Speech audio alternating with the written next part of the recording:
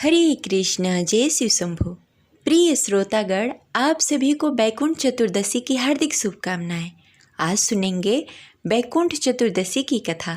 तो प्रेम से बोलिए लक्ष्मी नारायण की जय। जय शिव शंभु। प्रिय श्रोतागण, बैकुंठ चतुर्दशी का पर्व हर साल कार्तिक मास के शुक्ल पक्ष की चतुर्दशी तिथि के दिन मनाया जाता है। बैकुंठ चतुर्दशी को हरिहर मिलन भी कहा जाता है। इस दिन भगवान विष्णु और भगवान शिव की विधि विधान से पूजा आराधना की जाती है। इस दिन पवित्र नदियों में स्नान करके दीप दान करने का विशेष महत्व है। इस दिन व्रत रखकर भगवान भोलेनाथ और भगवान विष्णु की निशीता काल मुहूर्त में एक साथ पूजा आराधना की जाती है। जहाँ भगवान विष्णु सृष्टि के पालनहार और दया के देवता हैं, वहीं भगवान शिव संहारकर्ता और बदलाव के देवता हैं। बैकुंठ चतुर्दशी का असली अर्थ यह है कि जब सृष्टि के दो शक्तिशाली शक्तियाँ एक साथ मिलती हैं तो जीवन में संतुलता आती है। इस दिन की पूजा आराधना करने से व्यक्ति को भक्ति, ज्ञान और मोक्ष की प्राप्ति होती है। इस दिन को हरिहर मिलन भी कहा जाता है। बैकुंठ चतुर्दशी का व्रत रखने से घर में सुख, शांति और समृद्धि का वास होता है और घर में खुशहाली आती है। और इस दिन व्रत रखने से निरोगी काया प्राप्त होती है। पौराणिक मान्यताओं के अनुसार इसी दिन भगवान श्री कृष्ण ने महाभारत काल में मारे गए सभी लोगों का विधिवत अंतिम संस्कार करवाया था। इसलिए इस दिन श्राद्ध और तर्पण करने के लिए भी अति उत्तम माना जाता है। इस दिन 14 दीपक दान करने का भी महत्व है। इस दिन 365 बातियों वाला एक दीपक बनाकर भी दीपदान किया जाता है।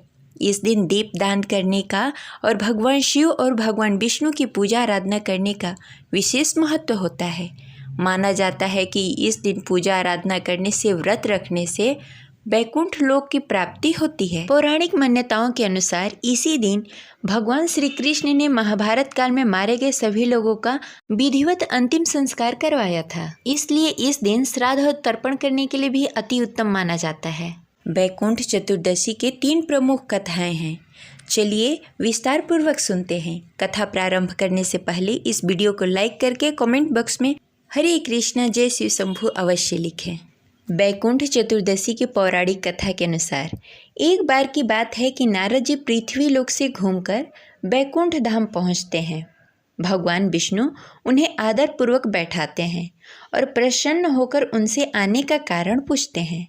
नारद जी कहते हैं, हे प्रभु, आपने अपना नाम कृपा निधान रखा है। इससे आपके जो प्रिय भक्त हैं वही तर पाएंगे, जो सामान्य नर नारी हैं वह वंचित रह जाएंगे। इसलिए आप मुझे कोई ऐसा सरल मार्ग बताएं जिससे सामान्य भक्त भी आपकी भक्ति कर मुक्ति पा सकें। यह सुनकर भगवान विष्णु बोले, हे नारद, मेरी बात सुनो। कार्तिक शुक्ल पक्ष चतुर्दशी को जो नर नारी व्रत का पालन करेंगे और श्रद्धा और भक्ति के साथ मेरी पूजा अर्चना करेंगे, उनके लिए स्वर्ग का द्वार साक्षात खुले रहेंगे। इसके बाद भगवान विष्णु जय और विजय को बुलाते हैं और उन्हें कार्तिक चतुर्दशी को स्वर्ग के द्वार खुला रखने के लिए आदेश देते हैं। भगवान विष्णु कहते हैं कि इस दिन जो भी भक्त मेरा थोड़ा सा भी नाम लेकर पूजन करेगा वह बैकुंठ धाम को प्राप्त होगा। ये रही बैकुंठ चतुर्थी की पहली कथा। वहीं दूसरी कथा के अनुसार एक बार भगवान विष्णु देवादिदेव महादेव का पूजन करने के लिए काशी आए। वहाँ मणिकर्णिका घाट पर स्नान करके उन्होंने 1000 कमल पुष्प से भगवान विश्वनाथ की पूजन करने का संकल्प लिया। अभिषेक के बाद जब वे पूजन करने लगे तो शिव जी ने उन्हें भक्ति की परीक्षा के उद्देश्य से एक कमल पुष्प कम कर दिया। भगवान श्री हरि को पूजन की पूर्ति के लिए 1000 कमल पुष्प चढ़ाने थे। एक पुष्प की कमी देखकर उन्होंने सोचा, मेरी आंखें तो कमल के ही समान हैं। मुझे कमल नयन तथा पुंडरीकाक्ष कहा जाता है। यह विचार करके भगवान विष्णु ने अपनी कमल समान नयन को चढ़ाने के लिए प्रस्तुत हुए। विष्णु जी की इस अगाध भक्ति से प्रसन्न होकर देवादिदेव महादेव प्रकट हुए। बोले, हे विष्णु, आपके समान संसार में दूसरा कोई मेरा भक्त नहीं है। आज की यह कार्तिक शुक्ल पक्ष चतुर्दशी अब बैकुंठ चतुर्दशी कहलाएगी और इस दिन व्रत पूर्वक जो आपका पूजन करेगा उसे बैकुंठ लोक की प्राप्ति होगी। भगवान शिव ने इसी बैकुंठ चतुर्थी को करोड़ों सूर्य की कांति के समान सुदर्शन चक्र विष्णु जी को प्रदान किया। शिव जी तथा विष्णु जी कहते हैं कि इस दिन स्वर्ग के द्वार खुले रहेंगे।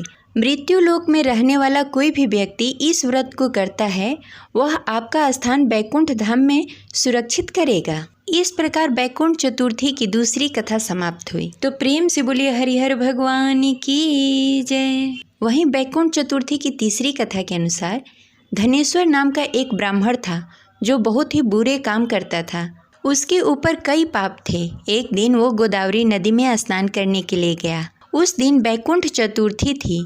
कई भक्तगण उस दिन पूजा अर्चना करने के लिए गोदावरी नदी के घाट पर आए थे। उस भीड़ में धनेश्वर भी उन सभी के साथ था। इस प्रकार उन श्रद्धालुओं के स्पर्श के कारण धनेश्वर को भी पुण्य मिला। जब उसकी मृत्यु हो गई तब उसे यमराज लेकर गए और नरक में भेज दिया।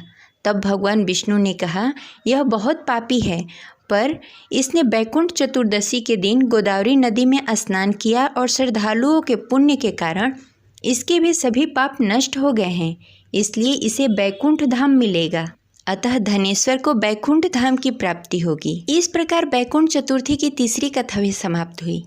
मान्यता है कि पृथ्वी लोक पर रहने वाले प्राणी को इस दिन व्रत और जगत के पालनहार की पूजा करने से मृत्यु के बाद यम की पीड़ा नहीं सताती, उसे मोक्ष की प्राप्ति होती है। उसे 14,000 पाप कर्मों से मुक्ति मिलेगी। इस दिन माना जाता है कि जो भी भक्त भगवान विष्णु की निमित्त 1000 कमल के पुष्प उनको अर्पित करता है और उनके मंत्र का जाप करते हुए उन्हें पुष्प अर्पित करता है, उसके लिए बैकुंठ का द्वार सदैव के लिए खुला रहता है और जीवन भर उसे अपार सुख मिलता है। ये रही आज की कथा। आशा करते हैं आपको अच्छी लगी होगी। मिलते हैं अगले वीडियो में। तब तक के लिए हरे कृष्णा, जय शिव शंभू।